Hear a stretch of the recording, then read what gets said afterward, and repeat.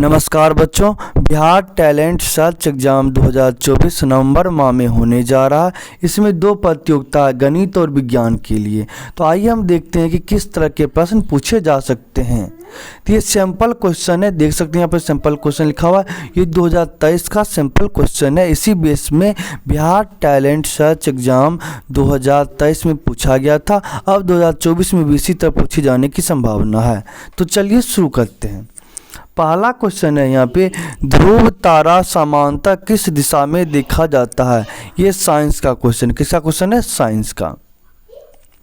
ध्रुव तारा सामान्यतः किस दिशा में देखा जाता है?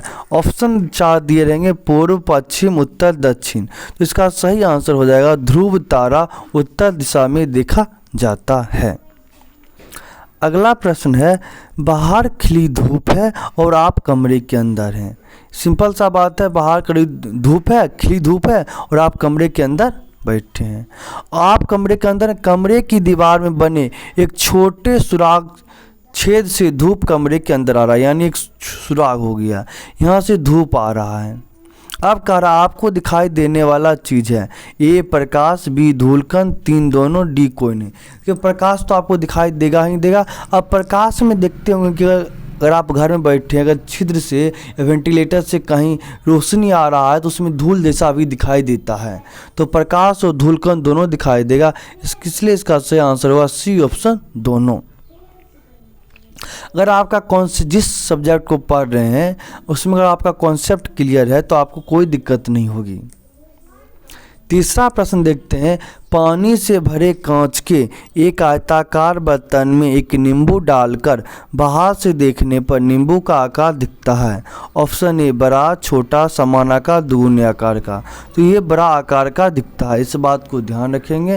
देखिए, अगर पानी से भरे कांच के आयताकार बर्तन में अगर आप नींबू डाल देते हैं तो ये बड़ा दिखता है अपवर्तन प्रक्रिया के कारण। अपवर्तन के कारण यह बड़ा दिखेगा।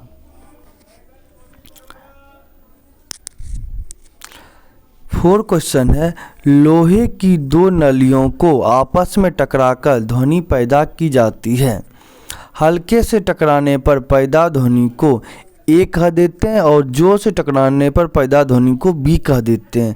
निम्नलिखित में से कौन सा कथन सही है? तो सिंपल सा है, दो लोहा का नली ले लिया गया, एक को हल्का जोर से सटाया गया है, एक को कस के टकराया गया है, ज्यादा जोर से टकराया गया है। तो कह रहा है एक जो हल्का से टकराया गया उसको ए कह दिए, जो ज्यादा से टकराया उसको बी कह दिए। अब यहाँ पे कह रहा है कि कौन, अब लिखित में से 4 ऑप्शन दिया हुआ, कौन बात सही है। आपको जो प्रश्न दिया है उस आधार पे आपको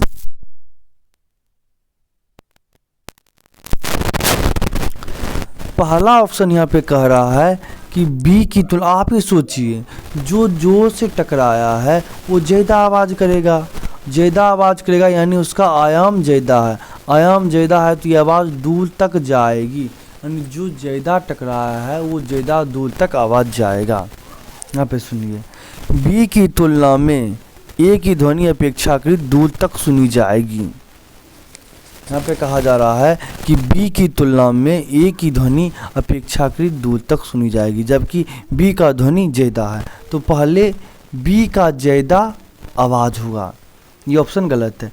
ए की तुलना में बी की ध्वनि अपेक्षाकृत दूर तक सुनी जाएगी। अरे ए की तुलना में बी का ध्वनि अपेक्षाकृत दूर तक सुनी जाएगी, ये ऑप्शन सही है, क्योंकि ए से ज़्यादा बी का ध्वनि अधिक होगा, इसलिए बी ऑप्शन सही है। अगला है, निम्नलिखित में से कौन सा कथन सही है। ये देखिए, क्लास 10th का भी है और क्लास 12th का भी है, दोनों में ही है अयस्क और खनिज। तो थोड़ा सा अयस्क और खनिज के बारे में भी समझ लेंगे। कह रहा है सभी अयस्क खनिज होते हैं, सभी खनिज अयस्क होते हैं, एक खनिज कभी अयस्क हो ही नहीं सकता, एक अयस्क हमेशा शुद्ध रूप में ही प्राप्त होता है।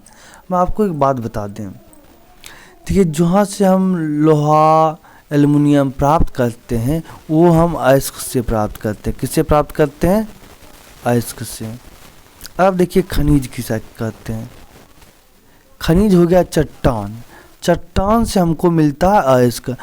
सभी खनिज से धातु नहीं निकाल सकते हैं। ऐसा खनिज जिससे धातु आसानी से निकाल सकें उसको कहते हैं अयस्क। उसको क्या कहते हैं? अयस्क। ऐसा खनिज जिससे धातु आसानी से निकाल सकें उसे अयस्क कहते हैं। अब यहाँ पे क्या बात है देखिए, और मतलब इतना ये सभी खनिज हैं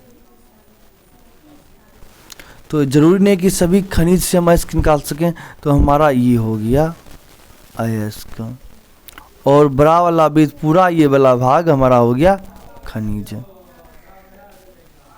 अब आप ही सोचिए जितना भी अयस्क है वो खनिज है। कहिए एकदम बात सही है, सभी अयस्क खनिज होते हैं। जितना भी अयस्क है वो खनिज होता है, क्योंकि हम अयस्क खनिज से ही तो प्राप्त करते हैं। कह रहा है कि सभी खनिज अयस्क होते हैं। अब ये वाला खनिज देखिए अयस्क है नहीं है, तो ये ऑप्शन बी ऑप्शन गलत हो गया। कह रहा एक खनिज कभी अयस्क हो ही नहीं सकता है। कह रहा है ऑप्शन कह रहा है एक खनिज कभी अयस्क हो नहीं सकता, बात गलत है। कुछ खनिज अयस्क भी होते हैं। डी ऑप्शन, ये सी ऑप्शन भी गलत। डी कह रहा एक अयस्क हमेशा शुद्ध रूप से प्राप्त होता है। एक अयस्क कभी भी शुद्ध रूप से प्राप्त, बहुत कम ऐसा होता है कि अयस्क शुद्ध रूप से प्राप्त हो। इसलिए इसका 5 का ई ऑप्शन से होगा, सभी अयस्क खनिज होते हैं। कह रहा निम्नलिखित में से किस गैस का इस्तेमाल गुब्बारा भरने में किया जाता है? ऑप्शन है नियॉन, आर्गन, क्रिप्टॉन, हीलियम। तो गुब्बारा भरने में आपका हीलियम गैस का उपयोग किया जाता है। निम्नलिखित में से कौन सा अक्रिय गैस आयतन के हिसाब से वायुमंडल में सर्वाधिक प्रतिशत मात्रा में पाया जाता है? ऑप्शन है नियॉन, हीलियम, आर्गन, जेनॉन। तो इसका आंसर होगा आर्गन। इसका आंसर होगा आर्गन। स्प्राउट्स अंकुरित के सिरे में कौन सा उत्तक पाया जाता है? ऑप्शन है विभवज्योतक उत्तक। इसका सही आंसर होगा विभवज्योतक उत्तक ही सही आंसर होगा। अगला प्रश्न है यहाँ पे, कोशिका की ऊर्जा मुद्रा कहलाती है। देखिए कोशिका की ऊर्जा मुद्रा कहलाती है, कोशिका की ऊर्जा मुद्रा दोस्तों एटीपी कहलाती है, एडिसिनो ट्राइफॉस्फेट। इसका एडिनो ट्राइफॉस्फेट इसका फुल फॉर्म हो गया। कोशिका की ऊर्जा मुद्रा एटीपी कहलाती है, एटीपी। कि माइटोकॉन्ड्रिया को कोशिका का ऊर्जागृह कहते हैं, ध्यान रखेंगे। कोशिका का ऊर्जागृह किसे कहते हैं?